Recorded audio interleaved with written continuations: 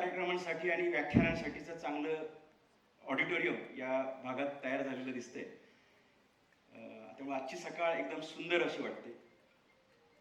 दीपक सरांनी आता उल्लेख केला की ते गेली 12 वर्ष विद्यार्थ्यांना शिकवत आहेत. 2018ची तुमची स्थापना आहे आणि ही 6 वर्ष होत आहेत. तर ही 6 वर्ष त्याच्या आधीची कोणती आहेत? तर ही व्यक्ती जेव्हा विद्यार्थी होती तेव्हापासूनच त्यांनी शिकवायला सुरुवात केली. कारण विद्यार्थी असताना जेव्हा आपण शिकत असतो तेव्हा आपण जेव्हा शिकवत असतो तेव्हा त्याची ब्युटी जी आहे ती वेगळी असते. त्याला एका बाजूला घ्यायचं असतं आणि दुसऱ्या बाजूला द्यायचं असतं. म्हणून दीपक तुमचं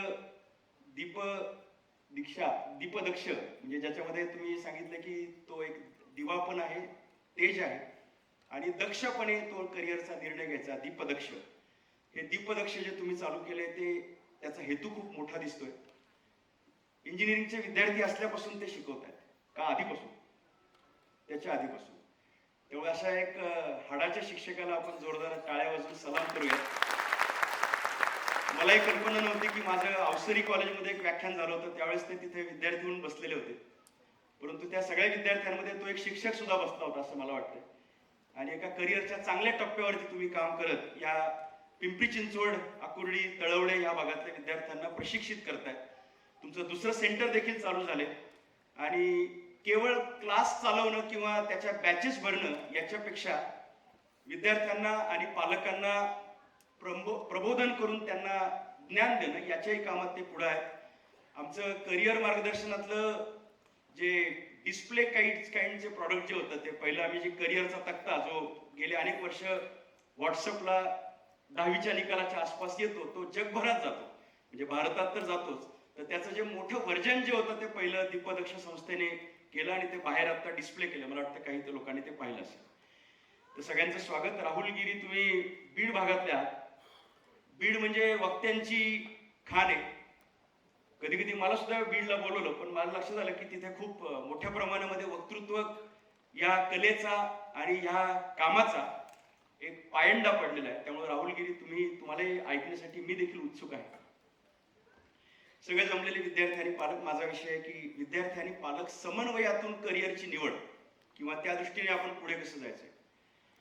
मला एक इंटरव्ह्यू पाहिल्याचं आठवतोय ज्याच्यामध्ये अजित तेंडुलकर म्हणजे सचिन तेंडुलकरांचे बंधू, त्यांनी असं सांगितलं होतं, सचिनचं करिअर सगळं संपल्यानंतर, म्हणजे तो इंटरव्ह्यू नंतरचा होता, की आमच्या घरामध्ये टीव्ही स्क्रीनवरती, जेव्हा सचिन घरामध्ये असतो तेव्हा टीव्ही स्क्रीनवरती फक्त आणि फक्त क्रिकेटचाच विषय चालू असतो, क्रिकेटच्याच मॅचेस चालू असतात.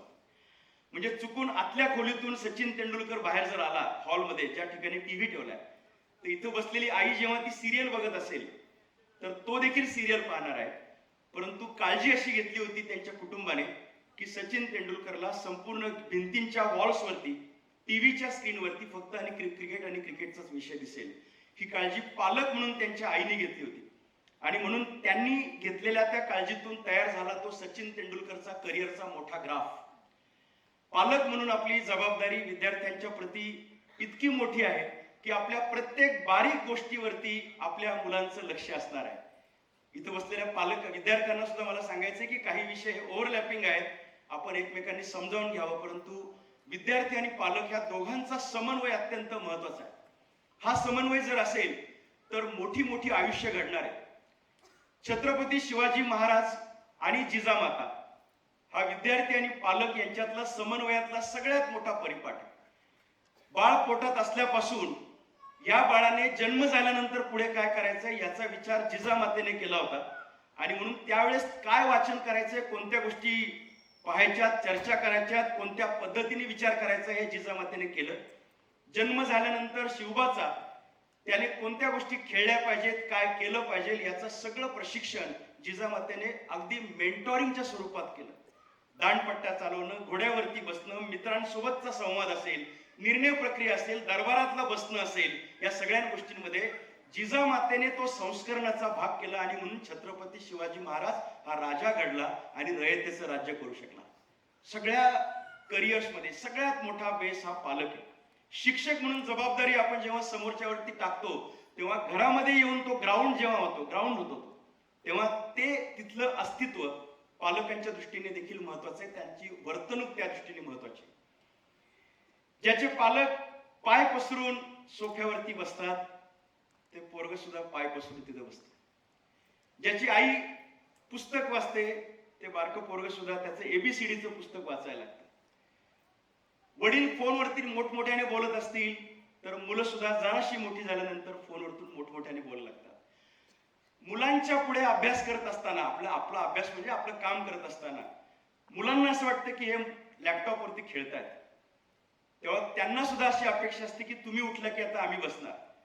6वीच्या अलीकडच्या वयोगटासाठी हे लागू होतं. 6वीच्या पुढचा वयोगट हा अधिक ज्याला असं म्हणता येईल की वेगळ्या नजरेने पालकांच्याकडे पाहत असतो की माझे पालक, माझे आदर्श. अक्षय कुमार हा त्यांचा हिरो नंतर असतो. पहिला हिरो त्यांचा घरामधला त्याचा आई आणि त्याचे वडील हे त्याचे पहिले हिरो हिरोईन असतात. त्यामध्ये आदर्शवाद आहे. त्याच्यामधला हिरो मधला शब्दामध्ये आदर्शवाद आहे. एकदा मी झी टीव्हीच्या प्रोग्रामसाठी गेलो होतो आणि मुंबईवरतून कार्यक्रम लाईव्ह होता. मी प्रश्नांची उत्तरं देत होतो करिअरची आणि तितक्यात एक प्रश्न आला. तो प्रश्न असा होता की करिअर बद्दल मला तुमच्याकडनं जाणून घ्यायचं आहे. माझ्या मुलाने इंजिनिअरिंगची कोणती शाखा निवडायची आहे मला कळत नाहीये. असा एका आईचा फोन होता. हल्ली आया फारच या कामामध्ये ऍक्टिव्ह आहेत. आईचा फोन होता की माझ्या मुलाने कोणतं करिअर निवडायचं, इंजिनिअरिंगची कोणती शाखा निवडायची मला कळत नाहीये. मी बेचैन झालीये. चुकून टीव्ही लावला आणि समोर तुमचा कार्यक्रम दिसला म्हणून मला आता फोन पण लागला. त्यामुळे मला विचारायचं की तुम्ही प्लीज सांगता का माझ्या मुलाने कोणतं करिअर निवडायचंय.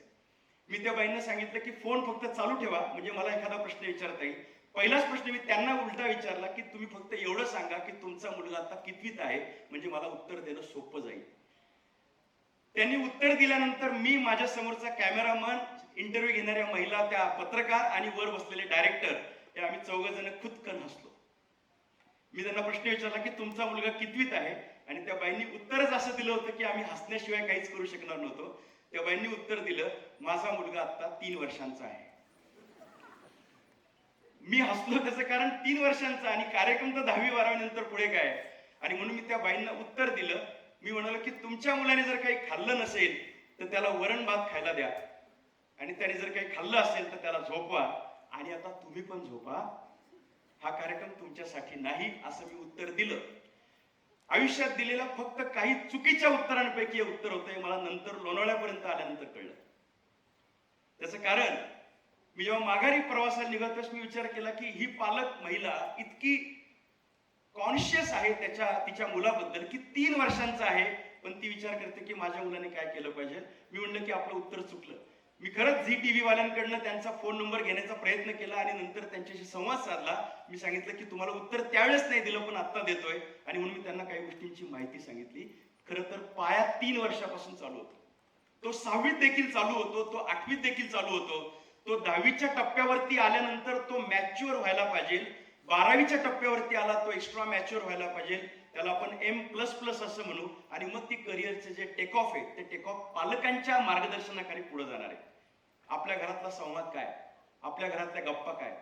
मी इथं बसलेल्या सगळ्या पालकांना सुद्धा आणि विद्यार्थ्यांना पण, कारण आता आपल्या घरातल्या सगळ्या निर्णय प्रक्रियेत फक्त पालकांचा मुद्दा नाहीये, विद्यार्थ्यांचा, मुलांचा मुद्दा खूप आहे. काय खायचं याच्यावरती मुलांचीच रिएक्शन महत्वाची आपण घेतो. एक आव्हान करणार आहे. ते आव्हान म्हणजे करिअरचा जर पाया आपल्याला पक्का करायचा असेल, अभ्यासाचा पाया पक्का करायचा असेल, मुलं संस्कारक्षम व्हायला पाहिजेत असं वाटत असेल आणि कुटुंबामध्ये चांगलं कम्युनिकेशन पाहिजे असं वाटत असेल तर एकच आव्हान मी करतो ते म्हणजे किमान रात्रीचं एक जेवण आपण संध्याकाळी एकत्र बसून करायला पाहिजे.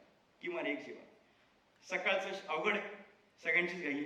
दुपारी आपापल्या जागेवरती आहेत, कोणी शाळेत, कोणी कॉलेजमध्ये, कोणी कामाच्या ठिकाणी. संध्याकाळी म्हणजे 8 8:30, कुणाची 7 7:30, कुणाचे 9 9:30 आणि फारच आता आपण मुंबईला आलेलो असतो तर कदाचित 11 11:30. जे काही जेवणाची वेळ आहे आपण एकत्र बसलं पाहिजे, गोलात बसलं पाहिजे. मला एक जण म्हणले की आम्ही 4घच आहेत. म्हणलं चौकोनात बसा. एक जण म्हणले आम्ही 3घच आहेत. म्हणलं त्रिकोण करा पण गोलात बसा. कुठे बसा? किचन मध्ये बसा. किचन नावाची जागा ही जेवणासाठी आता ऍब्सोल्युटली बॅनच झालेली. जिथे स्वयंपाक होतो तिथून फक्त भांडी उचलून त्या बाहेरच्या टीव्हीच्या खोलीत घेऊन जायचं, पळवायची नुसती. माझं असं सगळ्यांना आव्हान आहे, आजच्या कार्यक्रमानंतर एवढं एक जरी झालं तरी तेवढं करूयात. मी प्रत्येक कार्यक्रमात ते सांगत असतो, संध्याकाळचं जेवण आपण एकत्रित बसून करायचं, एकत्रित गोलात बसून करायचं. मग ती जी चर्चा आहे ना सर, दीपक सर, करिअर बद्दलचा निर्णय घ्यायचा, ती 10वीच्या निकालाच्या वेळेस होत नाही, ती सातत्याने 6वी पासून चालू राहते चर्चा. आणि त्या चर्चेतले विषय कोणते, त्या चर्चेमध्ये काय झालं शाळेत, काय झालं कॉलेजमध्ये, क्लासमध्ये काय झालं, काय शिकवलं, असे एक लाईट लेवलचा संवाद बरं का. लाईट सॅलड खातो ना आपण तसं लाईट लेवलचा संवाद. हा आता चल सांग बरं तुझं, आता तुझं झालं, आता तुझं सांग बरं, असं नाही. काही लोकांना हे चर्चा करण्याचे साधन म्हणजे व्यासपीठ म्हणजे मुलांना झापण्याची ऑफिशियल जागा असं वाटतं. कारण बसलाय ताटावरती, निम्म खाऊन झाले, निम्म राहिले म्हणजे उठत नाही आता. त्यामुळे सकाळपासून तुंबलेलं जे सगळं आहे ना, तुंबलेलं तुला कळत, नीट बस नीट बस, आवाज काय करतोस, पाणी डाव्या बाजूला नको ठेव, उजव्या बाजूला ठेव, ही सगळे जे काही इन्स्ट्रक्शन्स आहेत त्या सगळ्या इन्स्ट्रक्शन चालू होतात. मला असं वाटतं ते करायला नको. एकत्र बसल्यानंतर लाईट लेवलचा संवाद पाहिजे. मग काय, सहजपणे पालकांनी चर्चा चालू केली पाहिजे. मला आठवते आमचे दादा म्हणजे आमचे वडील हे असे संवाद आमच्याशी करायचे. काही काही गोष्टी तर 50 वेळा ऐकल्या होत्या, 50 वेळा ऐकल्या होत्या. पण दरवेळेस त्याचं मर्म काहीतरी वेगळं आहे आणि आपल्याला ते का सांगतात हे आम्ही समजून घ्यायचे. पालक आणि विद्यार्थी, नुसता पालकाचा रोल नाहीये, विद्यार्थ्याचा पण रोल आहे, विद्यार्थ्याचा पण रोल आहे. काय सांगतात, पण गंमत अशी आहे की पालकांची भूमिका जेव्हा तारक मेहता का उलटा चष्मा मधल्या भिडे मास्तर सारखी होते तेव्हा मग गडबड व्हायला लागते. हमारे जमाने में हे चालू केलं की पोरं हसायला लागतात घरातली.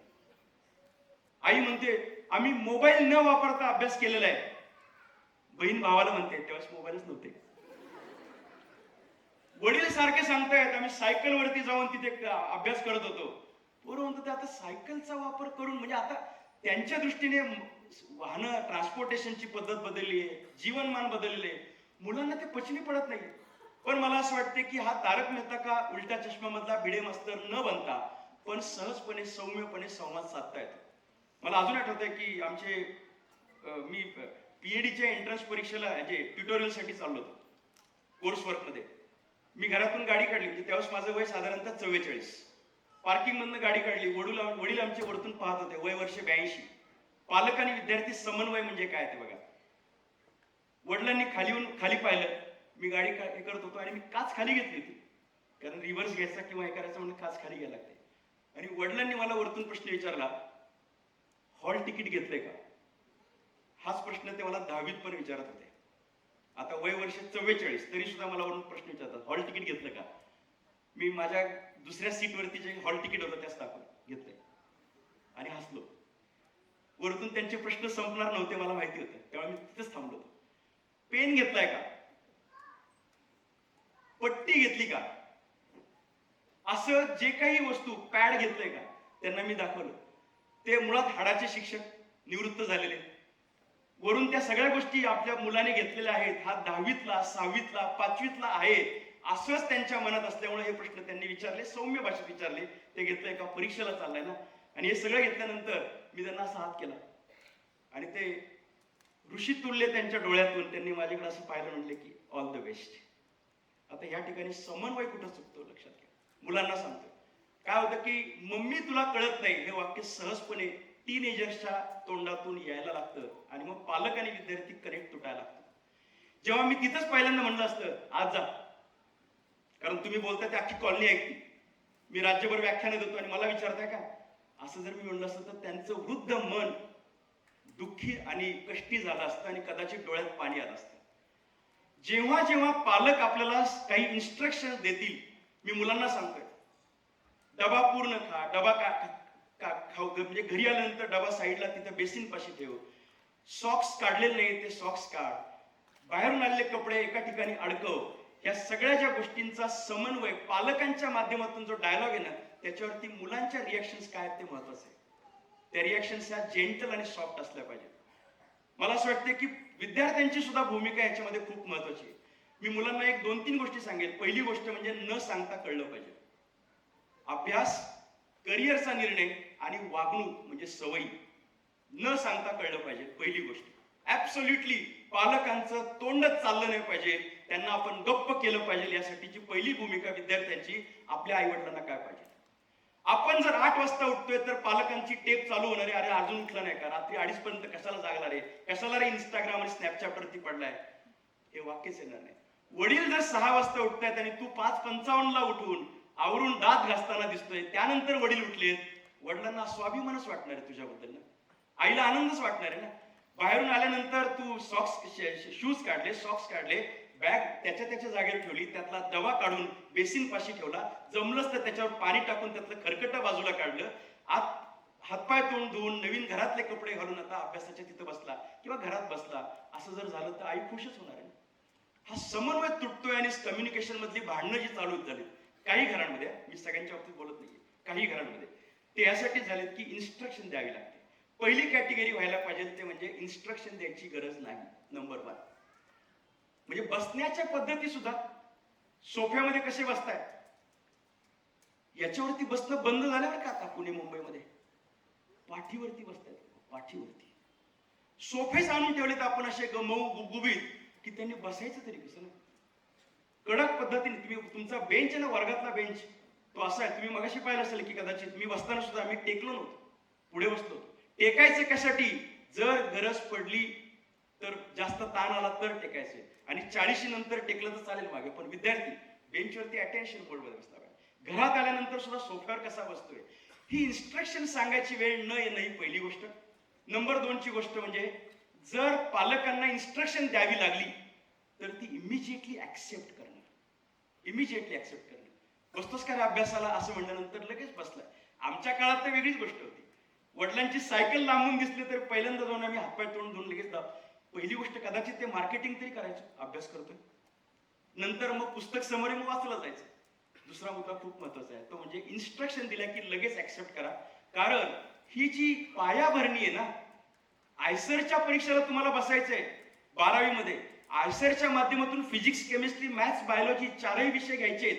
4ही विषयांचा पक्का मजबूत पाया असला पाहिजे. यासाठी पालक जास्तीत जास्त काय करू शकतात, पुस्तकं घेऊ शकतात आणि क्लास लावू शकतात आणि शाळेत पाठवू शकतात. पण तो जो पाया पक्का करायचा ते पक्का करण्याचं काम हे 6वी पासून चालू होतं. म्हणून 6वी ते 12वीच्या विद्यार्थ्यांना जे बोलवलं तुम्ही ती योग्य गोष्ट आहे. त्यामुळे इन्स्ट्रक्शन दिली तर मुलांनी पाळावी असं मला वाटतंय. नंबर 3 ची गोष्ट अशी आहे की हा जो प्रकार आहे ना, इन्स्ट्रक्शन कळत पण नाहीये, इन्स्ट्रक्शन दिली तरी सुद्धा रिॲक्शन आहे, आणि सगळ्यात वाईट गोष्ट म्हणजे उलट बोलणे. ज्या ज्या मुलांच्या आता लक्षात आलं असेल की हा नवले नावाचा माणूस आपल्याला पॉइंट आउट करतोय आता की आपण उलट बोलतोय, त्यांनी मनातल्या मनात ठरवायचं की आता बस, दिस इज द लास्ट डे. उलट बोलणं हे मोठ्या करिअरचं लक्षण नाही. ते विराट कोहलीनी पण केलं नाही, सचिन तेंडुलकरने पण केलं नाही, लता मंगेशकरांनी पण केलं नाही, डॉक्टर APJ अब्दुल कलामांनी पण केलं नाही.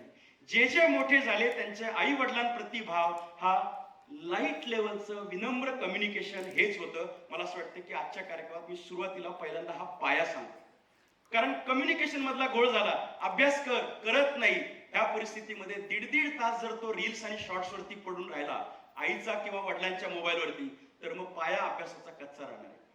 मला येणारा कायमचा प्रश्न मी तुम्हाला सांगतो. टीव्हीच्या प्रोग्रामला मी जेव्हा बसतो तेव्हा एक प्रश्न 22 मिनिटाच्या कार्यक्रमात एक येतो. तो प्रश्न म्हणजे, आमचा मुलगा हुशार आहे फक्त अभ्यास करत नाही.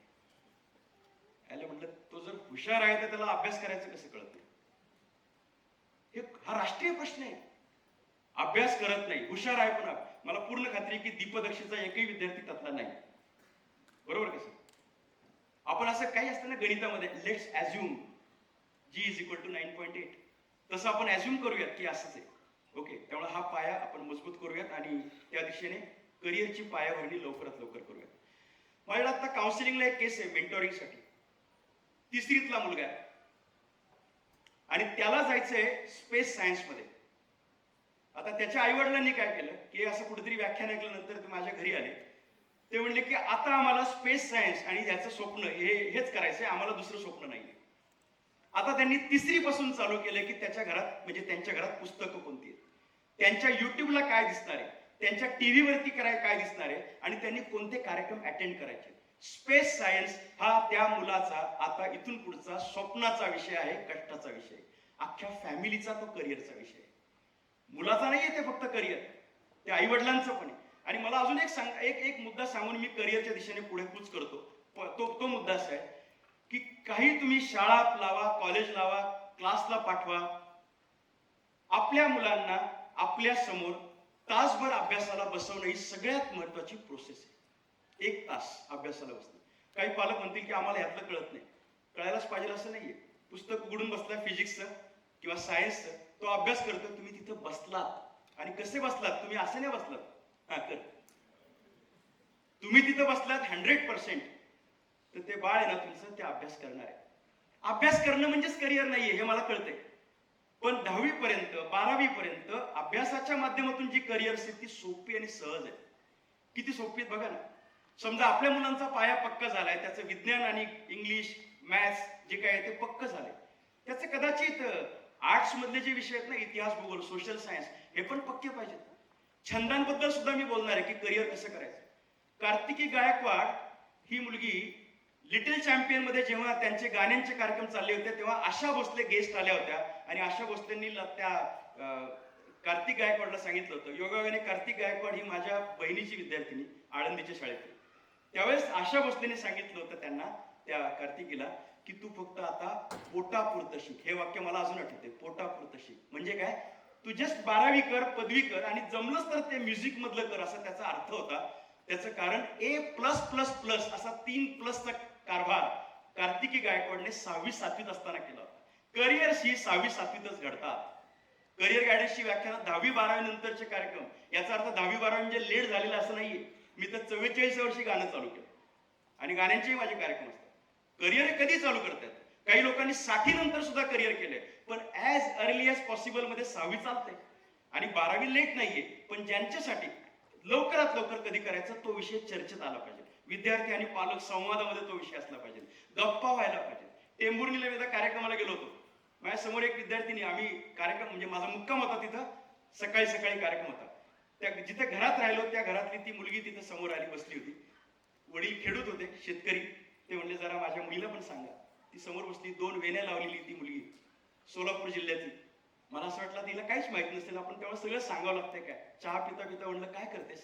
ती म्हणली 12वी झाली. म्हणलं कोणतं, सायन्स केलं का आर्ट्स केलंस? ती म्हणली 12वी सायन्स केलं.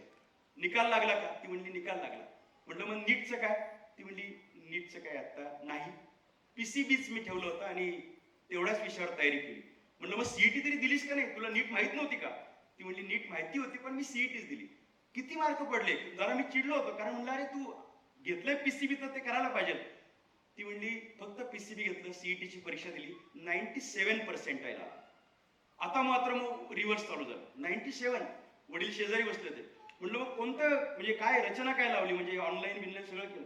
ती म्हणली तिने जो काही ते शाळा कॉलेज तिथे काही ट्युशन असेल छोटी तेवढंच केलं.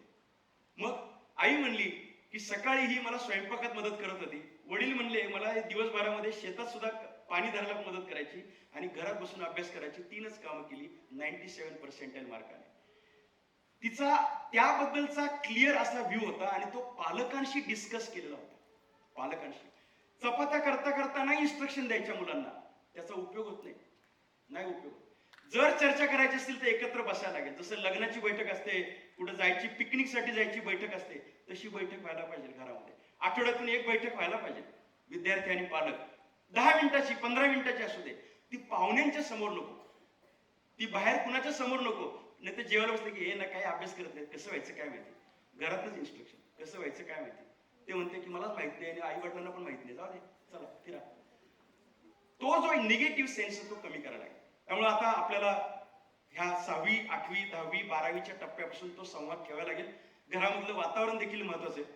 मला अजून एक किस्सा आठवतोय, कालच तो मी याच्यावर पण ठेवलाय. माझा एक मित्र संतोष शिंदे नावाचा, त्याची आई अशिक्षित होती आणि ज्यावेळेस आम्ही 1ली 2रीत वगैरे होतो ना, त्यावेळेस घरचा अभ्यास दिला असायचा, होमवर्क. तो होमवर्क माझी आई लिहून घ्यायची, कारण माझी आई 9वी झालेली होती, तिला लिहिता यायचं. पण माझा मित्र संतोष शिंदे ना, त्याच्या आईला ती निरक्षर होती, तिला काहीच कळत नव्हतं काय लिहिलंय ते. पण राहतायत वस्ती भागात झोपडपट्टीमध्ये आणि आपल्या मुलाने शिकलं पाहिजे म्हणून ती आई, अशिक्षित आई, इमेज स्वरूपात जे दिसतंय ना, इमेज स्वरूपात, कारण ती अक्षर तिच्यासाठी इमेज होती, ती अशी उतरून काढायची आणि मग संतोष घरी गेल्यानंतर अभ्यास करायचा. तो संतोष आज अमेरिकेत जातो, परदेशात जातो, ऑस्ट्रेलियात जातो. त्याची आई आता ती वृद्ध झालेली आहे. दुर्दैवाने परवाच त्याच्या वडिलांचं निधन झालं. परंतु अशिक्षित आई जेव्हा घरचा अभ्यास लिहून काढण्याचा प्रयत्न करते तेव्हा ते मूल शिकतंय. तर मला असं वाटतं की ज्या आयांना फिजिक्स, केमिस्ट्री, बायोलॉजी, मॅथ्स माहिती नाहीये त्यांनी निदान साईडला बसायला का होते. असा जर तासाभराचा अभ्यास झाला तर मग कदाचित अभ्यास, त्यातून करिअर, व्यक्तिमत्व विकास, जमल्यास कौशल्य विकसन अशा गोष्टी घडू शकतील. Let's come to the career decision. Career डिसिजनला जायच्या आधी मला असं वाटतं की आपण आपल्या मुलांना नुसतंच हे कर ते कर असं म्हणण्यापेक्षा किंवा तुला काय वाटतं असं म्हणण्यापेक्षा इन्फॉर्मेशन द्यायला पाहिजे. म्हणून दीपदक्षिणे जे आता बाहेर चार्ट्स लावलेत ते चार्ट्स नक्की बघा.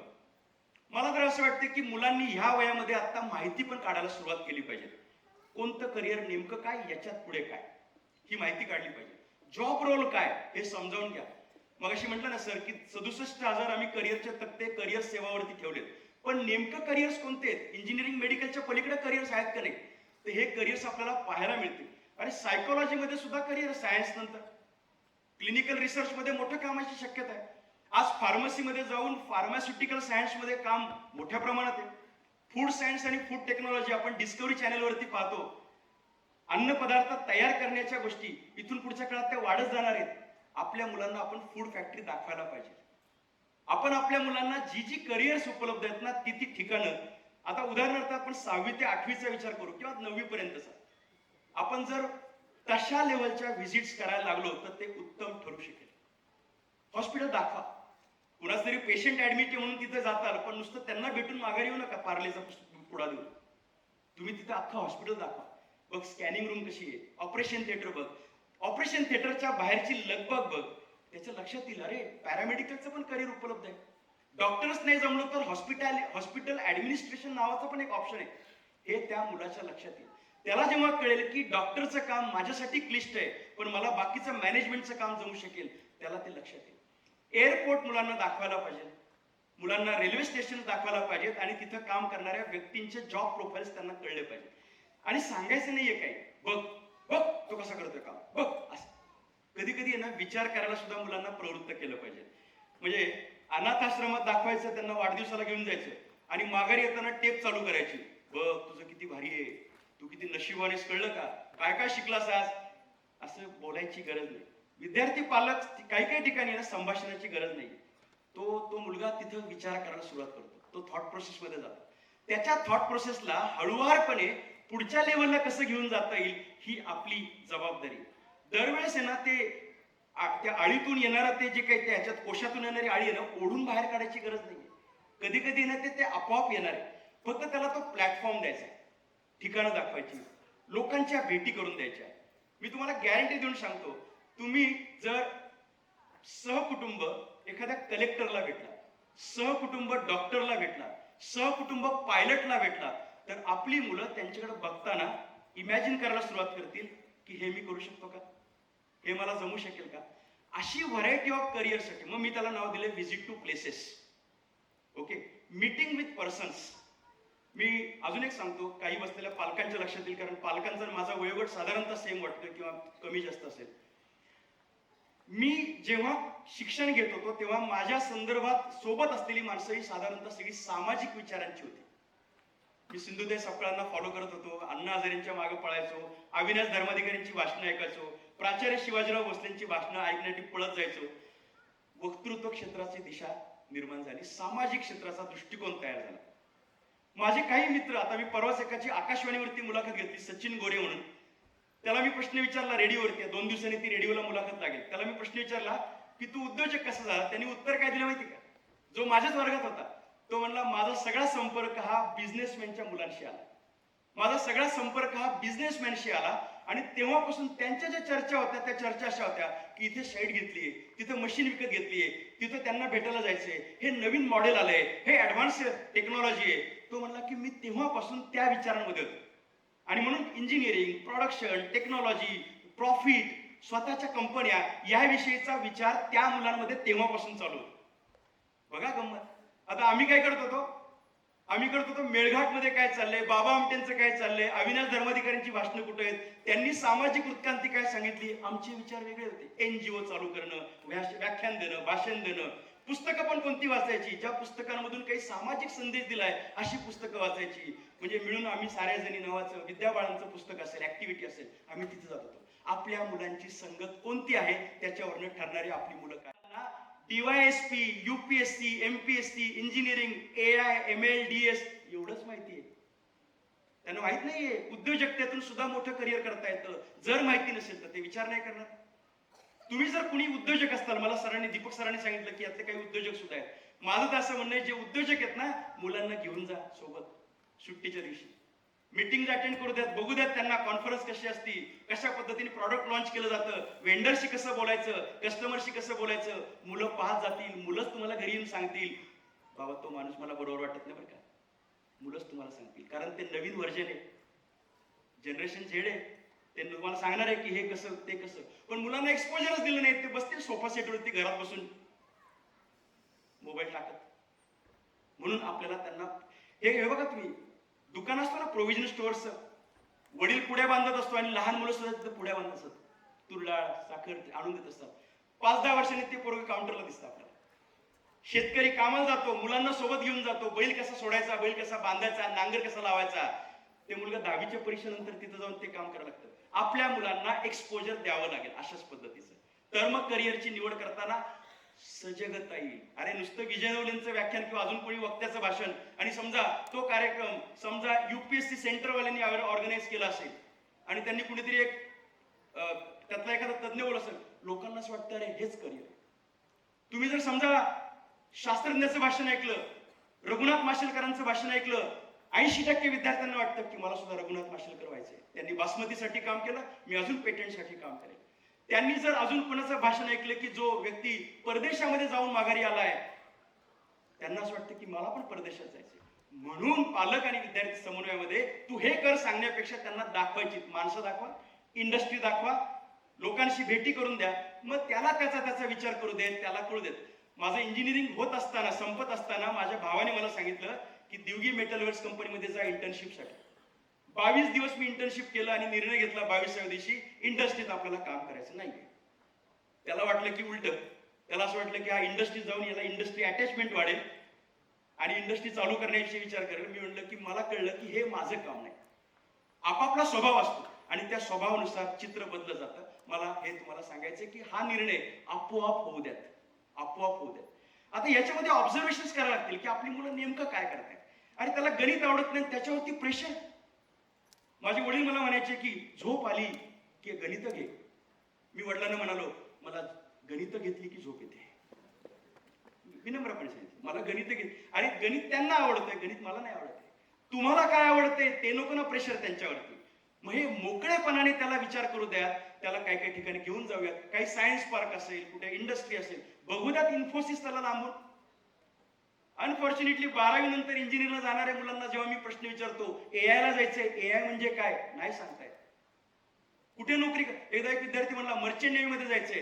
म्हणलं अरे वा, का जायचंय. तो म्हणला 3 लाख पगार आहे स्टार्टिंग. भाऊ म्हणलं समुद्रात काम करायचंय तुला. आता गणपती उत्सव चाललाय. तो म्हणलं मला माझं मंडळ आहे म्हणलं स्वतंत्र. आम्ही मांडव बांधलाय, आम्ही तिथं कार्यक्रम ठेवले, 10 दिवस पॅक असतो, नंतर नवरात्र येतं, गरबामध्ये आम्ही असतो. आणि म्हणलं तू मर्चंट नेव्ही जाणार. तो म्हणलं हो. अरे म्हणलं विचार कर, समजा 6 महिने समुद्रात असतील आणि इथं गणपती उत्सव चालू असेल तर नाही म्हणलं तसं नाही चाललं. मग तिकडे खेळतो का म्हणलं गरबा जहाजावरती. तिथं कुणीच नाही, सगळे टेक्निशियन असणार आहेत. परंतु त्या जहाजाच्या आतल्या खाली साईड खालच्या बाजूला असतील मोठमोठे ते काय व्हील्स असतील, तिथं काय मशीन आणि हे सगळ्याच्यात. तो म्हणला निर्णय बदलायला लागेल. मग बदलला निर्णय. समजून घे ना, नुसता पगार म्हणजे करिअर नाहीये हे आपल्याला मुलांना सांगावं लागेल. आणि मी आता जे म्हणतो ना की मी दररोज कुठे जाऊन भाषण करतोय, सांगतोय, त्याचं कारण असं आहे की आज समाजातली जी परिस्थिती आहे ना, फक्त पैसा म्हणजे करिअर हे पालकांनी आता उलट सांगावं लागणार आहे की मित्रा, मुला, बेटा, दीदी, कर्तृत्व म्हणजे करिअर आहे. कर्तृत्व म्हणजे करिअर, पैसा म्हणजे करिअर नाही. कारण पैसा म्हणजे करिअर म्हणलं तर कालच मी अनफॉर्च्युनेटली बातमी वाचली की परदेशातली मुलगी, काल वाचली ऍक्च्युली, आधी पण ती घटना घडलेली आहे, काल परत ती घटना घडली. परदेशातली मुलगी सांगते इथल्या पोलिसांना फोन केल्यानंतर, उलट्या फोन आल्यावरती, माझ्या वडिलांची डेड बॉडी तुम्हाला जर वाटत असेल तर अंत्यसंस्कार करा किंवा विसरून जा, आम्ही येत नाहीये. त्यांच्या अंत्यसंस्काराला आम्ही येत नाहीये. याच पालकांनी त्यांना सांगितलंय की पैसा म्हणजे करिअर, परफॉर्मन्स म्हणजे करिअर, टार्गेट म्हणजे करिअर. परंतु माणुसकी, समाज, आई वडील, संस्कृती, जगणं म्हणजे करिअर हे पालक म्हणून सांगत नसतील तर अडचण निर्माण होणार आहे. आणि म्हणून सर्व समावेशक 360 डिग्री पर्सनॅलिटी. त्याला आरोग्य कळतंय, त्याला मित्र कळतायत, त्याला आई वडील कळतायत, गावाकडनं कुणी आल्यानंतर तो झुकून पाया पडतोय, गणपतीमध्ये स्वतःच आरती, मीच आरती घेणार आणि मीच प्रसाद खाणार, याहीपेक्षा तो सगळ्यांना वाटून देतोय. ही मनोवृत्ती घरात तयार होते. रात्रीचं जेवण एकत्र का करायचं माहितीये?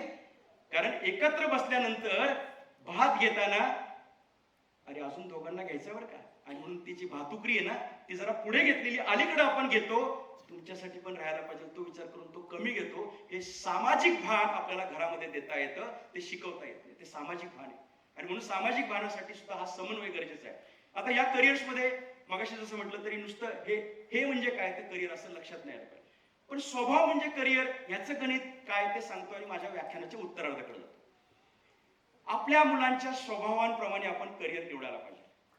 एकदम मी तर म्हणेल की एकदम सुप्रीम सल्ला हाच.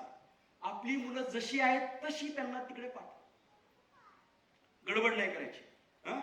अबोल आहे आणि त्याला आपण मार्केटिंगला पाठवलंय, अरे त्याचे परफॉर्मन्स इंडेक्स खालीच येणार आहेत. तू बोलकाच नाहीये ना, म्हणजे बोलका आहे, काहीच बोलत नाहीये, जास्त बोलतोय, चिडका आहे. माझ्याकडे काउन्सिलिंगला एक चिडका म्हणजे बाई आल्या, त्या म्हणले की माझा मुलगा चिडका आहे, त्याला नॉर्मल करा. म्हटलं मी काय असं काय, माझ्याकडे असलं इंजेक्शन नाहीये. नाही म्हणले हा खूप चिडका आहे, नाना पाटेकर एकदम, याला तुम्ही नॉर्मल करा. मी खरंच म्हणलं माझ्याकडे इंजेक्शन नाही, की मी इंजेक्शन दिलं की तो एकदम असं आधी चिडलेला आणि एकदम असं शांत. आणि मुलाकडे पाहायला साधा होता, चांगला होता. आईच जरा मला त्रासी पडली. मी म्हणलं असू द्या, चिडका असू द्या, काही भरत नाही. आई म्हणली आम्ही तुमचं नाव ऐकून लांबून आलो. धमकीच दिली मला ती. म्हणलं ठीक आहे. मुलाकडे पाहिलं, मी विचार केला, कडू कारलं, तुपात टाकलं, साखरेत गोळलं, पाकात ठेवलं, कडू ते कडूच नाही. बरं कारल्याने कसं असायला पाहिजे? कडूच असलं पाहिजे ना. कारलं जर गोड झालं तर काय मजा त्याला, चिंच गोड असेल तर काय मजा, चिंच आंबट पाहिजे. असं नुसती पाहिली तशी जिभेला असं पाणी आलं पाहिजे. आणि दातापाशी ठेवली तर दात आंबले पाहिजेत, म्हणजे आमच्यासारख्यांचे. महिला आणि मुलींना ते आवडतात चिंचा खायला. पण इथे जर आपण आकृतीत बोर्ड लावला की आमच्या येथे गोड चिंचा मिळतील, कुणीच जाणार नाही. चिंच ही आंबटच पाहिजे, एखादी भाजी कडकच पाहिजे, तिखटच पाहिजे ना. मला वाईट वाटतं कधी कधी मिसळ खायला लोक जातात म्हणतात की कम तिखा, कशाला खातोस? मिसळ खायची तर तर्रीच पाहिजे ना त्याला. तसं कारलं कडूच असेल आणि एखादा पोरगा चिडका असेल तर काय बिघडलं? पण आई फारच सजग, ती म्हणली नाही उद्या त्याला प्रमोशन्स मध्ये अडचण येतील, तो बॉस बरोबर भांडणं करेल, म्हणून त्याला नॉर्मल करा. म्हणलं ठीक आहे. मग मी म्हटलं की आपण एक काम करूया, तुमच्या मुलाला चिडक्या करिअर्स मध्ये पाठवूयात. अजून चिडला, त्यांनी फणस काढला. मला वाटतं त्यांचा कदाचित मसाला तिखट असावा, कारण आई म्हणते मुलगा चिडका आहे आणि मला तर आई चिडकी वाटते. दोघे चिडकी कशी काय, म्हणजे मला असा अंदाज आला. पण मी काय बोललो नाही, तर ते तिथंच वाद झाला असता. मी त्या बाईंना म्हणालो की आपण तुमच्या मुलाला चिडक्या करिअर्स मध्ये म्हणजे आपण त्याला डिफेन्स मध्ये पाठवू, त्याला पोलीस मध्ये पाठवू. आणि राग आला पाहिजे गुन्हेगारांबद्दल पोलिसांना. नाही तर गाडी धडकवली त्या माणसाने, दारू पिलेल्या माणसाने, आणि पोलीसच सांगतोय नाही नाही त्यांनी ड्रायव्हरनी. गुन्हेगारांबद्दल राग येत नाहीये, आता तुझी नोकरी वाचवतोय फक्त. असे नोकरी वाचवणारे पोलीस नकोत आपल्याला. राग आला पाहिजे. समजा मी मिलिटरीमध्ये गेलो, प्राध्यापक Vijay Navale in military as officer और सैनिक, आणि मी पाकिस्तानच्या बाउंड्रीवरती उभा आहे आणि युद्ध काळ आहे आणि पाकिस्तानच्या सैनिकांनी मला गोळी मारली. माझं नशीब म्हणून माझ्या कानाजवळनं गेली, आणि मी जर माझ्यातला हरिभक्त परायण वारकरी संप्रदाय जागा झाला, असायला पाहिजे, प्रत्येकाला असायला पाहिजे. आणि मी जर त्याला म्हणालो का मारली गोळी, गेली निवायला, एक गोळी करायला किती खर्च येतो, असं करतात का? तू चांगला, मी चांगला, तुझा देश माझा देश, पूर्वी एकत्रच होतो, असं का करतोस? असं जर मी त्याला म्हणालो तर कदाचित तो पाकिस्तानी सैनिक 4 पावलं पुढे येईल आणि माझ्या कपाळामध्ये गोळी मारेल, मला मारून टाकेल. तिथे विजय नवले उपयोग नाही, तिथे सैनिकच पाहिजे जो शत्रूवरती चिडतो, माझ्यावरती हल्ला केला नाही, तू माझ्या देशावरती हल्ला केलाय आणि म्हणून सगळं ठाणं नेस्तनाबूत करतो. ही चिड पाहिजे ना त्याच्यामध्ये. ते अशी काय बळजबरीने देतात की तिथे चिडवण्याचे क्लासेस आहेत, नाही शिकवतात. ते चिडकच आहे ना, चिडकाय कळलंय मिलिटरीत टाकू. आता याच्यामध्ये आर्मी, नेव्ही, एअरफोर्स मधलं करिअर त्याला मिळालं. 12वी नंतर एनडीएची परीक्षा, ग्रॅज्युएशन नंतर सीडीएसची परीक्षा, इंजिनिअरिंग नंतर एफकॅटची परीक्षा, जमलंच तर इनेटची परीक्षा आणि नेव्ही मधलं करिअर. या सगळ्या करिअरच्या ऑपॉर्च्युनिटीज 12वी सायन्स नंतर पीसीबी ग्रुप, नीटची परीक्षा, एएफएमसी मधला डॉक्टर, हे सुद्धा पॉसिबल आहे. पण यासाठी कळलं पाहिजे की माझा स्वभाव कुठे कोरिलेट होतोय. त्यांना मी एक करिअर सांगितलं. दुसरं ऑप्शन सांगितलं की तो पोलीस हा जर चिडका असेल तर गुन्हेगारांवरती चिडू शकतो. समजा मी निगडीमधून चाललोय आणि पलीकडे मला एखाद्या इमारतीवरती रात्री 2:30 वाजता 4 चोर सिंटेक्सच्या टाकीवर चढलेले दिसत आहेत. आता ते काय पाणी बघायला गेलेत का?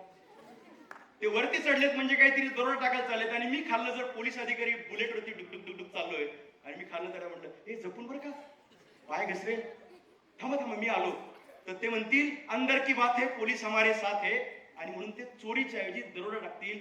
पोलिसाला राग आला पाहिजे, तो चिडका असला पाहिजे, तो अँग्री यंग मॅन असला पाहिजे. म्हणून नाना पाटेकरांचे चित्रपट तिरंगा, प्रहार हे चित्रपट चालले, हे लक्षात घ्या.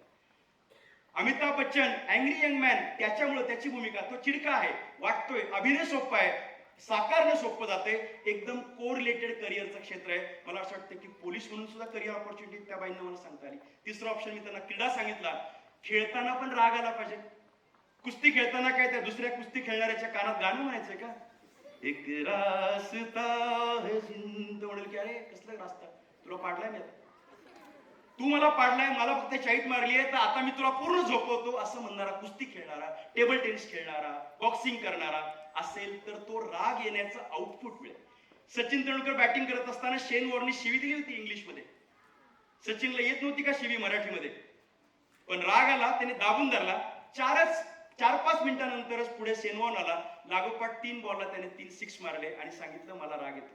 राग येतो म्हणून मी सिक्स मारू शकतो, तुझ्यावरती मी राग उलटवू शकतो. राग येतो म्हणलं, मुलगा चिडका आहे ना, त्याला बघा NDA, CDS, AFCAT, INET, AFMC, UPSC, MPSC, combined examination, sports, एवढी 12-13 करिअर्स तुमच्या मुलाला उपलब्ध आहेत, तो फक्त चिडका आहे म्हणून. बाईंनी माझ्याकडे पाहिलं, मुलाकडे पाहिलं आणि आयुष्यात पहिल्यांदाच कदाचित किंवा माझ्या समोर तरी पहिल्यांदाच त्या मुलाच्या डोक्यावर असा हात फिरवला आणि म्हणाल्या, असा चिडका राहा, असा चिडका राहा. तू चिडका असल्यामुळं करिअरच्या अनेक वाटा तुला उपलब्ध झाल्या. आपला मुलगा जसा आहे तसं त्याला करिअर देऊ. अगदी माझ्या व्याख्यानाच्या मी शेवटाकडे येतोय. तुमचा मुलगा बोलका असेल, वक्ता होऊ शकतो, प्राध्यापक होऊ शकतो, शिक्षक होऊ शकतो, मार्केटिंगला जाऊ शकतो, बातम्या सांगू शकतो, युट्यूब चॅनेल करू शकतो, कितीतरी गोष्टी करताय. बोलका आहे. बऱ्याच वेळा काही फॅमिलीमध्ये असं असतं, बोलतोय एका चुकीचं आहे. बोलतोय ना, अरे बाय डिफॉल्ट मिळाले, जन्मतः काहीतरी मिळाले, त्याला बोलू द्या. बोलणारी करिअर, वकील करता येईल, 12वी नंतर सिलॅटची परीक्षा देता येईल, ग्रॅज्युएशन नंतर पुन्हा LLB साठी जाता येऊ शकेल. आता बोलका नाहीये म्हणजे आता फार नुकसान झालं का? मला बरेच पालक कार्यक्रमानंतर सांगतात आणि त्याच्या समोर सांगतात, आमचा मुलगा काहीच बोलत नाही, बघा नुसता बघत बसलाय. ती एवढं एम्बॅरेस होतं त्याला, तो खाली मान घालतो, अजून खाली घालतो. ह्याला जरा काहीतरी डेव्हलप करा ना. मी म्हणलं, तू पाठवता का मला माझ्यासोबत व्याख्यानाला? काय डेव्हलप कर म्हणजे काय? तो जसा आहे तसा स्वीकारू ना आपण त्याला. कमी बोलतोय ना, अरे सर्जन करू त्याला. सर्जनला कुठं बोलायचंय? सर्जन समोर बस, त्याच्या समोर कोण येते? पेशंट येत आहेत. पेशंट कसे आहेत? बेशुद्ध अवस्थेत आहेत. आता बेशुद्ध अवस्थेतल्या पेशंटला सर्जन म्हणणार आहे का, काय पाऊस झाला का परवा? गणपती बसवले का? तुमचा 5 दिवसाचा का 7 दिवसाचा? ते पडलाय तिथं, त्याला भूल दिली ना. म्हणजे सर्जनला त्याचं ऑपरेशन करण्याचं कौशल्य महत्वाचं आहे, ना की बोलण्याचं कौशल्य आहे. जो अबोल आहे परंतु ज्याची गणित चांगली आहेत, तो बसेल ना जेईच्या परीक्षेला. ज्याचं बायोलॉजी पक्का आहे, जो अबोल आहे तो होईल ना डॉक्टर. प्रत्येक डॉक्टरने बोललं पाहिजे असं नाहीये. अधिकारी होईल, अधिकाऱ्याने बोलायचंच नसतं, सह्या करायच्या असतात, निर्णय घ्यायचे असतात, पॉलिसी करायची असते. बँकेमधला कॅशियर, त्याला कशाला बोलायचंय तेव्हा? एवढीशीच बारीक खिडकी, अख्खा माणूस दिसत पण नाही त्याला, त्याच्याकडे आता कोणी जात पण नाही, सगळेजण ऑनलाईन व्यवहार करतात. त्या कॅशियरनी अबोल असून सुद्धा त्याला करिअर करता येते. मिलिटरीमध्ये आता जसं सांगितलं, बॉर्डरवरती गेलाय, अबोल आहे, चालतंय ना. कुणाशी बोलणार आहे? इतका बोलका असेल तर जाईल एकाच पलीकडच्या साईडला, पाकिस्तान साईडला, मग काय चला चहा करू आपण. बोलका आहे ना, चालणार नाहीये. अबोल काही ठिकाणी लागेल. सीबीआय मध्ये काम करत असेल तर कमी बोलणारच पाहिजे. म्हणजे बघा, पोलीस मध्ये सुद्धा फील्डवरती काम करणारा माणूस बोलका चालेल, आतमध्ये बसलेला कमी बोलका पाहिजे. या पद्धतीने फायनान्स मधला व्यक्ती कमी बोलका चालेल, मार्केटिंग मधला जास्त बोलका पाहिजे. तुमचा मुलगा, तुमची मुलगी कशी आहे ते पाहायला लागेल. आता ह्या मुलांना सारखं सारखं टोचण्यापेक्षा तुम्ही कसे आहात यापेक्षा ऍप्रिशिएट कुठे करता येईल का ते पाहूया. ऍप्रिशिएट, वा हे छान आहे बरं का, तुला अभ्यासात मार्क कमी पडतात पण अक्षर चांगलं आहे तुझं, या अक्षरावरती आपलं काही करता येऊ शकेल का? अरे तुझ्या निर्णय घेण्याची प्रॅक्टिस हे चांगली बरं का, तुझं ऑनलाईन वरती चांगला व्यवहार, याचा अर्थ कुठेतरी कम्युनिकेट करून त्याला त्याच्या प्लस वरती चर्चा करायला लागेल. माझी मुलगी आता महाराष्ट्र क्रिकेट असोसिएशनसाठी तिचं सिलेक्शन झालं. आम्ही सुद्धा पहिल्या काही दिवसांमध्ये थोड्याच चुका करत होतो. अभ्यास कर, गणित कर, हे कर, इतकेच मार्क पडले पाहिजे असं सुरुवातीला वाटलं. नंतर आमच्या लक्षात आलं की तिचा स्वभाव हा आता ग्राउंडवरती जास्त खेळण्याचा आहे, परफॉर्मन्सचा आहे.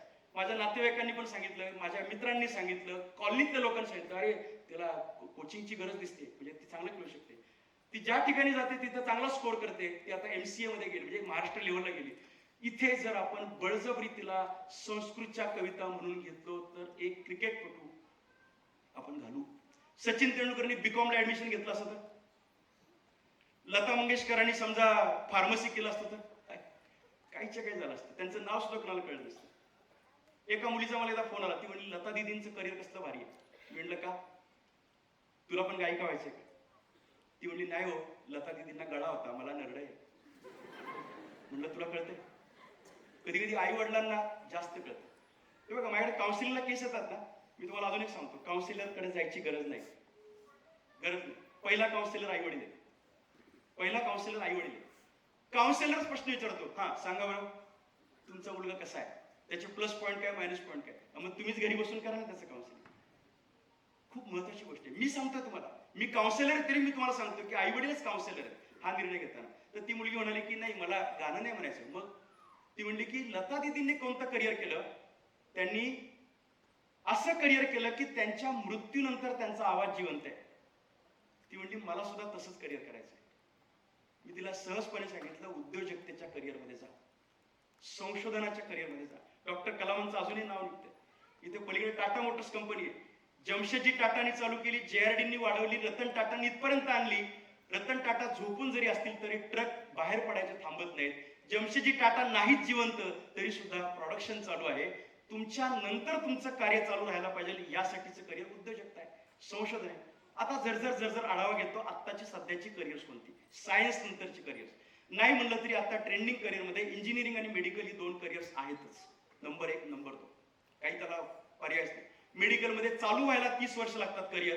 इंजिनिअरिंगमध्ये वयाच्या 22व्या वर्षी विद्यार्थी तयार असतो.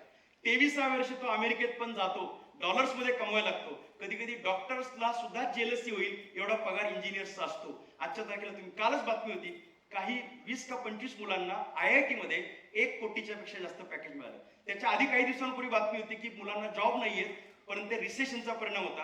आता अशी परिस्थिती आहे, वयाच्या 21व्या वर्षी जर तुम्ही सॉफ्टवेअर मध्ये जर गेला तर तुम्हाला अपॉर्च्युनिटी आहेत. अर्थात तुम्हाला सॉफ्टवेअर आवडणार पाहिजे, कोडिंग जमणार पाहिजे, एका जागेवरती बसता आलं पाहिजे. जर तुमचं मॅथमॅटिकल लॉजिकल नॉलेज कच्चं असेल तर IT मध्ये 3000ची नोकरी सुद्धा मिळत नाही. परंतु आता ट्रेंडिंग करिअर सॉफ्टवेअर आहे.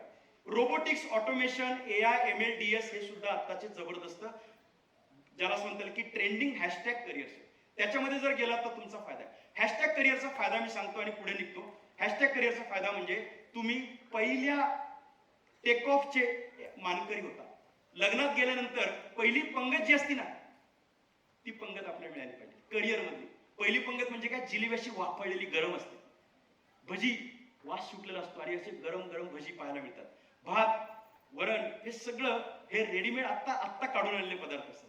शेवटच्या पंक्तीला बसतो तर तुटक्या जिलेबी मिळतात, काड्या मिळतात. त्याच्या करिअरमध्ये जे आत्ता जोरात चाललंय, उदाहरणार्थ 99 साली जे IT मध्ये गेले, 98-99, ते लोक आज अब्जाधीश आहेत. त्यांच्या अमेरिकेत कंपन्या आहेत. त्याचं कारण आहे की त्यांनी वेळीच मार्ग चोखाळला जो आता टेक ऑफच्या दिशेने. तसा अजून सुद्धा रोबोटिक्स ऑटोमेशनचा दिसतोय आपल्याला, आहे त्याच्यामध्ये. इथून पुढच्या काळामध्ये 2 मोठी करिअर्स ज्याचा मगाशी मी उल्लेख केला, ते म्हणजे जर जमलं तर संशोधन क्षेत्रामध्ये आपली मुलं गेली तर आपल्याला मोठं करिअर मिळणार आहे. इथून पुढचा भारतीय तरुणांचा 2च गोष्टींमधला कार्यभाग असणारे, जास्त असणारे, तो म्हणजे उद्योजकता आणि दुसरं म्हणजे संशोधन. एंटरप्रेन्योरशिप. इथं बसलेल्यांपैकी 80% मुलं ही उद्योजक होणार आहेत याची मला पूर्ण खात्री. इथं बसलेल्यापैकी कदाचित 60% मुलं ही परदेशात जातील याची पण मला शाश्वती आहे. त्याचं कारण इथून पुढचा काळ तो आहे. 12वी नंतर सॅटची परीक्षा देऊन अमेरिकेत जायचंय का, हा एक मुद्दा आहे. दुसरा मुद्दा आहे की ग्रॅज्युएशन, इंजिनिअरिंग किंवा कोणतं शिक्षण पूर्ण करून GRE GMATची परीक्षा देऊन हायर लेवलच्या एज्युकेशनला परदेशात जायचंय का, हा सुद्धा यशस्वी होण्याचा एक मार्ग आता ट्रेंडिंग मध्ये दिसतोय. फार्मसीमध्ये आता ट्रेंडिंग करिअर चालू आहे. फूड रिलेटेड करिअर हे सुद्धा आता जोरात आहे. सोशल मीडिया मधलं करिअर आता अत्यंत जोरदार चालू आहे. स्थळ पुणेवाला अथर्व सुदामे मला फार त्याचा अभिमान वाटतो जेव्हा मी त्याला असं म्हटलं की मला 1 मिनिटाचा रील आपण जर कोलॅबमध्ये करायचं असेल तर काय. मी जाहीरपणे सांगायला मला वाईट वाटत नाही. साधारणतः त्यांनी सांगितलं, सर 1 मिनिटाचे 2.5 लाख रुपये होते. हा अथर्व सुद्धा मी फक्त जोक सांगून करिअर करतोय. सायन्सचा विद्यार्थी जाऊ शकतो का इकडे? जाऊ शकतो. त्याला जर असं वाटलं की इंजिनिअरिंग करता करता मला करता येऊ शकेल. अनिल कुंबळेने 12वी सायन्स केलं, इंजिनिअरिंग केलं आणि त्यानंतर क्रिकेटमधलं करिअर केलं. मनोहर पर्रीकरांनी एमटेक पर्यंतचं शिक्षण केलं, राजकारणामध्ये करिअर केलं. सायन्स हा मार्ग तुम्हाला विविध करिअर्सकडे अधिक सजगपणे घेऊन जाणार आहे. त्यामुळे सायन्स नंतरचे ऑप्शन्स. आर्किटेक्चरची परीक्षा, नाटाची परीक्षा आपण तयारी करू शकतो. उत्तम आर्किटेक्चर बनू शकतो. तुम्ही जर तो ऑब्झर्व केला असेल की पिंपरी चिंचवड आणि पुण्यामध्ये रिडेव्हलपमेंटची कामं खूप जोरात चालू आहेत. एका बाजूला ती आणि दुसऱ्या बाजूला रस्ते निर्माणाचं काम, इन्फ्रास्ट्रक्चरल डेव्हलपमेंट मोठ्या प्रमाणात चालू आहे. सिव्हिल इंजिनिअरचा खाली गेलेला स्कोप पुन्हा वरती आलेला दिसतोय. पण सिव्हिलमध्ये गंमत अशी आहे की जॉबला कमी स्कोप आहे, बिझनेसमध्ये जास्त स्कोप आहे. म्हणजे सिव्हिल प्लस आर्किटेक्चर कॉम्बिनेशन जोरात चालतं. तुम्ही आता पाहिलं असेल की प्रत्येक जण लँडस्केप डिझाईन, इथं माझ्यासमोर असे एक डिझाईन केलेली आहे. कारमध्ये सुद्धा काही लोक आता हे करतात, तर घराच्या पुढे का नाही करणार? लँडस्केप डिझाईन मधलं सुद्धा करिअर, हॉटेल मॅनेजमेंट सारख्या करिअरमध्ये सुद्धा, इव्हेंट मॅनेजमेंट मधल्या करिअरमध्ये सुद्धा मुलांना जाण्याची इच्छा असते. अर्थात सायन्स मधल्या मुलांनी मला असं वाटतं की प्रॉडक्ट डिझाईनकडे जायला हरकत नाही. सायन्स मधल्या मुलांनी IIT मधल्या शिक्षणासाठी, आता दीपक सर तुमची तयारी करून घेतच असतील, IIT JEEची तयारी, त्या सगळ्या तयाऱ्या नीट करा. इथे बसून शिक्षण घ्यायचं. आता जो मगाशी सुरुवातीचा जो मुद्दा होता तो म्हणजे करिअर कशासाठी करायचं. माझं उत्तर आहे, करिअर हे राष्ट्र निर्माणासाठी करायचं. राष्ट्र निर्माणासाठी. तुम्ही म्हणता हे कसं काय शक्य? अरे जो क्रिकेटमध्ये बॅटिंग करत असतो ना, जेव्हा तो देशाला जिंकून देण्याचा प्रयत्न करतो ना, तेव्हा त्याचं शतक होत असतं. त्याचं कारण तो जोरदार खेळत असतो आणि त्याचा परफॉर्मन्स जोरात येत असतो. मला असं वाटतं की 12वी सायन्स नंतरची ही जी करिअर्स आहे, ऍग्रिकल्चर पण त्याच्यामध्ये आलं, त्याच्यात आलं. त्याचं कारण जिथे जिथे गरज आहे तिथे तिथे तुमच्याकडनं काम व्हायला पाहिजे. BSc BTech ऍग्रिकल्चरला सुद्धा जाणारी मंडळी आहेत. माझं असं मत आहे की पूर्वी नाबार्डच्या परीक्षा किंवा बँकेच्या परीक्षा देण्यासाठी लोक ऍग्रिकल्चरला जायचे. आता मात्र इथून पुढच्या काळात ऍग्रिकल्चरमध्ये संशोधन करायचंय म्हणून आपण जर गेलो तर मग करिअर याच्यामध्ये मिळू शकतं. अशा अनेक प्रकारच्या करिअर्सच्या वाटांवरती जाण्यासाठी हा आता 6वी ते 12वीचा कालावधी योग्य आहे. त्यासाठीचे मार्क पडले पाहिजेत, ती प्रवेश परीक्षा पास व्हायला पाहिजे आणि यासोबत आपलं व्यक्तिमत्व सुद्धा घडलेलं पाहिजे. आणि एकदा 12वी सायन्स नंतर NDAची परीक्षा, लेखी परीक्षा, GAT आणि मॅथ्सचा पेपर आपल्याला सोपा जातो. पण पुढचा SSBचा जो राऊंड आहे, तो SSBचा राऊंड क्लिअर होत नाही मराठी मुलांचा, आपल्या मुलांचा. त्याचं कारण SSB साठीची तयारी, आता समजा काही ICSE बोर्डचे विद्यार्थी, CBSE बोर्डचे, त्यांचं समजा तयारी होत असेल, पण SSBची जी 5 दिवसांची जी मोहीम आहे ना परीक्षेची, ती मोहीम आपल्याला आधी आपल्याकडनं करता येऊ शकेल का? डिसिजन मेकिंग, थॉट प्रोसेस, बोलणं, इंग्लिश कम्युनिकेशन, एकत्रितपणे काम करणं, आपली मुलं अबोल असता कामा नयेत. ह्या सगळ्या गोष्टींची तयारी जर झाली तर मग SSBची परीक्षा पास होणार आहे. त्यामुळे तयारी आधीपासून करणं गरजेचं आहे. अजून एक इन्स्ट्रक्शन मी सांगेल, प्रत्येकाचा कदाचित 3 किंवा 4 खोल्यांचा फ्लॅट असेल. आता ज्यांच्या घरी अशी परिस्थिती आहे की एक मुलगा त्या एका खोलीत, दुसरा मुलगा दुसऱ्या खोलीत, आतून कड्या लावून घेतल्यात आणि ऑनलाईन अभ्यास चाललाय, मला असं वाटतं हे जरा बंद करा. मी आता एक नवीन कविता पण केली त्याच्यावर, घर असावे एका खोलीचे. आई तिथे स्वयंपाक करते, स्वयंपाकाचा वास अभ्यास करताना मुलांना येतोय आणि वडील सुद्धा आईला मदत करतायत. हे कुटुंब एका खोलीत जर असेल ना, बऱ्याच वेळा मी सुद्धा माझ्या घरामध्ये किचनमध्येच बसून लिखाण करण्याचं काम करतो. त्याचं कारण एकत्र जर बसलं तर ती कनेक्टिव्हिटी पालक आणि विद्यार्थ्यांची वाढते.